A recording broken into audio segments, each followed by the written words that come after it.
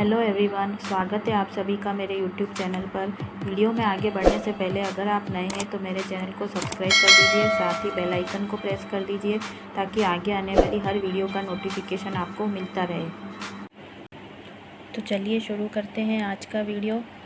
तो आज के वीडियो में गणित और विज्ञान रीड 2020 और 21 का जो सिलेबस है वो हम डिस्कस करेंगे। इसमें इस प्रश्न पत्र में आपके 30 अंकों के जो है 30 बहुविकल्पीय प्रश्न जो होते हैं 4 ऑप्शन वाले वो गणित से आते हैं और 30 अंकों के 30 बहुविकल्पीय प्रश्न जो है विज्ञान से पूछे जाएंगे।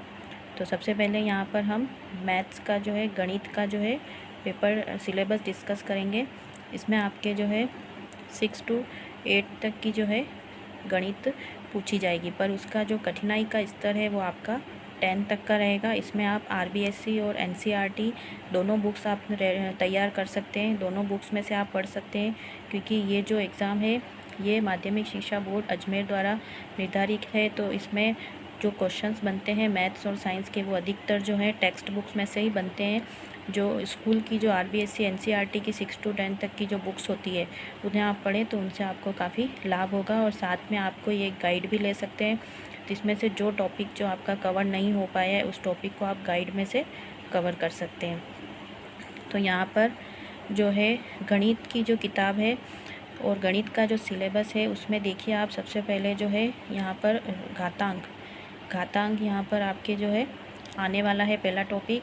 इसमें जो आपकी समान आधार की जो घातीय संख्याओं का गुणा होता है, भाग होता है और जितने भी घातांक के नियम होते हैं वो यहाँ पर पूछे जाएंगे। उसके बाद आपके बीजीय व्यंजक पूछे जाएंगे, उनका योग, व्यंकलन, गुणा, भाग और सर्व समीकरण।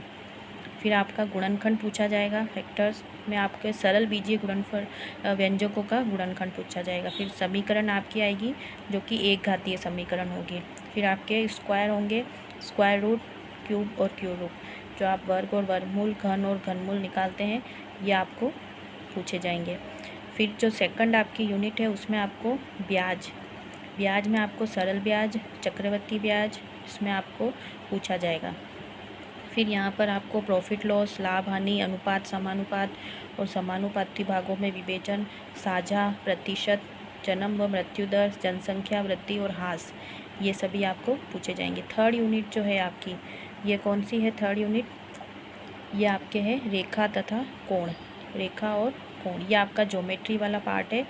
इसमें आपके जो रेखाखंड होते हैं, सरल और वक्र रेखाएं कैसे होती है, टाइप्स ऑफ एंगल्स और जितनी भी आकृतियां होती है, शेप्स वगैरह, जैसे कि त्रिभुज है, ट्रायंगल वगैरह है, त्रिभुज की सर्वांग समता है, चतुर्भुज, सर्कल है, वृत्त है, जितने भी क्षेत्रफल्स हैं, क्षेत्रफल से रिलेटेड जो त्रिभुज, आयत, समांतर चतुर्भुज, समलंब चतुर्भुज, इन सब का क्षेत्रफल एरिया पूछा जाएगा। फिर जो पृष्ठीय क्षेत्रफल है उनके आयतन ये सभी पूछे जाएंगे। घन, घनाभ और लंबवृत्तीय बेलन ये आपको मैथ्स में पूछे जाएंगे थर्ड यूनिट में। फोर्थ यूनिट में जो है आपके स्टैटिक्स पार्ट है, सांख्यिकी, जो आंकड़ों का संग्रहण होता है, डेटा कलेक्शन और उनका जो क्लासिफिकेशन होता है। यहाँ पर आपको बारंबारता, बंटन सारणी, मिलान, रेखा चित्र, बार जो ग्राफ होता है और आयत का जो लेखा चित्र होता है ये सभी पूछे जाएंगे। इसके बाद आपको पाई चार्ट भी पूछा जाएगा। ग्राफ में आपको टाइप्स ऑफ ग्राफ, विभिन्न प्रकार के लेखा चित्र पूछे जाएंगे। फिर जो आपका फिफ्थ वाली यूनिट है उसमें जो है कुछ क्वेश्चंस जो हैं 10 से 15 क्वेश्चंस तो आपको 4 यूनिट में से पूछे जाएंगे और 10 से 15 क्वेश्चन जो है आपके टीचिंग मेथड से रिलेटेड होंगे। ये टीचिंग मेथड वाला पार्ट जो है आपके सभी पार्ट्स में होगा। तो यहाँ पर 15 से 15 क्वेश्चन जो हैं मैक्सिमम आपको टीचिंग मेथड जो कि गणित के टीचिंग मेथड से होंगे और विज्ञान में विज्ञान के टीचिंग मेथड से रिलेटेड क्वेश्चंस होंगे। तो फिफ्थ आपकी जो यूनिट है उसमें गणित की प्रकृति और तर्क शक्ति पूछी जाएगी। उसमें पाठ्यक्रम में सिलेबस में गणित की क्या महत्ता है वो पूछा जाएगा। फिर नेक्स्ट वाले में यहाँ पर आपको देखिए गणित की भाषा और उसके बाद सामुदायिक गणित। फिर सिक्स्थ आपको पूछा जाएगा मूल्यांकन में आपको उपचारात्मक शिक्षण से रिलेटेड कुछ क्वेश्चंस होंगे 6th यूनिट में और शिक्षण की समस्याएं। तो ये सभी आपके टीचिंग मेथड से आ जाएंगे, ठीक है। फिर आपका जो पार्ट होता है वो होता है विज्ञान वाला। फिर आपके 30 क्वेश्चन जो हैं विज्ञान में से आएंगे और विज्ञान में से सबसे पहली जो आपकी यूनिट है वो है माइक्रो ऑर्गेनिज्म, सूक्ष्म जीव वाली। तो सूक्ष्म जीव में सभी तरह के जो सूक्ष्म जीव होते हैं, जैसे जीवाणु, वायरस, कवक, उसमें आपके एडवांटेज और डिसएडवांटेज पूछे जाएंगे, जैसे कि लाभकारी और अलाभकारी, जो हमारे लिए अच्छे हैं और जो हमारे लिए हानिकारक है, दोनों। फिर आपके लिविंग्स आएंगे, सारे सजीव्स आएंगे, जैसे कि प्लांट्स है, पौधे के विभिन्न भाग हैं, पादपों में कैसे पोषण होता है, श्वसन होता है, उत्सर्जन होता है, और उसके बाद पादप और जंतु कोशिकाओं की संरचना, उनका cell structure, plant cell, animal cell, उसके बाद में उनके क्या फंक्शन है, कोशिका विभाजन, सेल डिवीज़न, जो पूरा मेथड है आपका साइंस के अंदर, वो सारा पूछा जाएगा। देन उसके बाद जो है मानव शरीर एवं स्वास्थ्य। मानव शरीर और स्वास्थ्य में आपके देखिए हेल्थ से जो ये यूनिट जो है थोड़ी इम्पोर्टेंट है, इसमें से अक्सर क्वेश्चन आते हैं। तो सूक्ष्म जीवों से फैलाने वाले जो रोग हैं, तो ये फर्स्ट यूनिट इम्पोर्टेंट है। इसमें से एक से दो क्वेश्चन हमेशा हर एग्ज़ाम में पूछे जाते हैं। तो इसमें जो है डिजीज़ वाले जो क्वेश्चंस होते हैं वो बनते हैं कि माइक्रो ऑर्गेनिज़म जो है, जीवाणु, वायरस, कवक, इनसे फैलने वाली कौन कौन सी बीमारियां हैं, उनसे लगने वाले टीके, थोड़ा जब डिटेल में जब हम जाते हैं तो ये सारे जो इनमें स्पेशली जो क्षय रोग, खसरा, डिप्टीरिया, हैज़ा और टाइफाइड, ये आपको अच्छे से देखना है। उसके बाद इनसे बचने के लिए क्या क्या उपाय हैं, तरीके हैं। उसके बाद सभी तरह के तंत्र जो हैं आपके। उसके बाद आपको इन्फेक्टिव डिजीज़ में से भी क्वेश्चंस आता है, जैसे कि अभी फैलने के कारण और उसके बचाव, तो ये आपको देखने हैं। उसके बाद आपके आते हैं कंपोनेंट्स, फूड ऑफ कंपोनेंट्स। तो भोजन के क्या क्या मुख्य अवयव हैं, घटक हैं, उसकी कमी से कौन से रोग हैं। कमी और अधिकता वाले क्वेश्चन तो अधिकतर आते ही आते हैं। उसके बाद आपका है बैलेंस डाइट, संतुलित भोजन।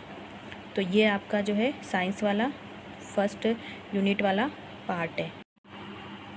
फिर आपका जो है फर्स्ट यूनिट टेस्ट का जो है नेक्स्ट वाला आपका जंतु प्रजनन और किशोर अवस्था वाला जो है टॉपिक है। जंतु प्रजनन और किशोर अवस्था में जनन की जितनी भी विधियां हैं, उसमें सेक्सुअल और असेक्सुअल, लैंगिक और अलैंगिक जनन पूरा पूछा जाएगा। फिर आपके एडोलसेंस, किशोर अवस्था, उसके बाद यौना प्रारंभ, उसके बाद शारीरिक परिवर्तन क्या आते हैं, हार्मोन्स की जो है इसमें क्या भूमिका रहती है, जननात्मक विकास, ये सभी पूछा जाएगा। फिर आपका जो सेकंड टॉपिक है वो आपका फिज़िक्स से रिलेटेड है।